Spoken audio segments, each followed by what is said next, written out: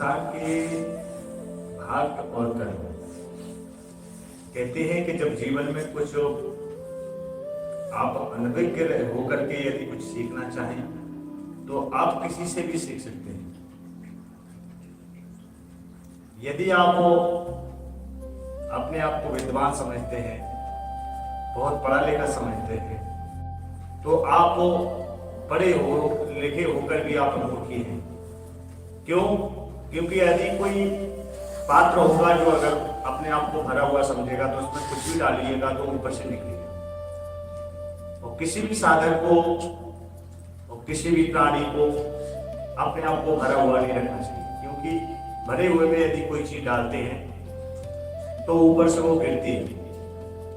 हमें भी कभी भी अपने आप को साधु संतों के सामने वक्ता, श्रेष्ठ, बोलने वाला या विद्वान नहीं समझना चाहिए, क्योंकि यदि आप कुछ सीखने के लिए जाओगे तो अपने आप को खाली करके जाना पड़ेगा। महाराज जी के श्री वचन सुनकर कल हमारी बहुत इच्छा हुई कि महाराज जी के पास आए, तब तक महाराज जी के प्रोफेसर थोड़े शांत हो गए थे। आज हम अपने आप को रोक नहीं सके और महाराज जी के श्री चरणों में अपने आप को लिया।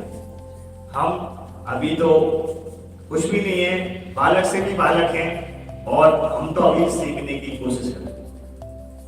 महाराज जी की वाणी शास्त्रमयी, साधकमयी और यहाँ तक कि उनके मैंने 2 दिन में जो चीज देखी हुई है तो एक दिव्य, हम तो अपना बड़ा सौभाग्य समझते हैं कि महाराज जी के श्री चरणों में बैठने का, उन्हें सुनने का सौभाग्य प्राप्त हुआ।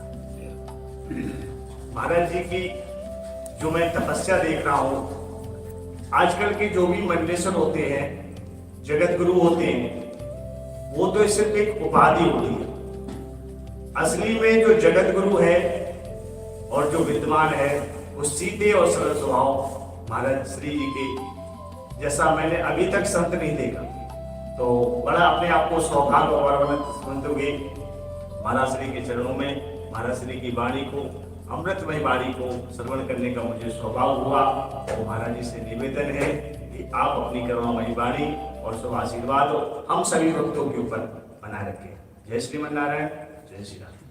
श्रीमन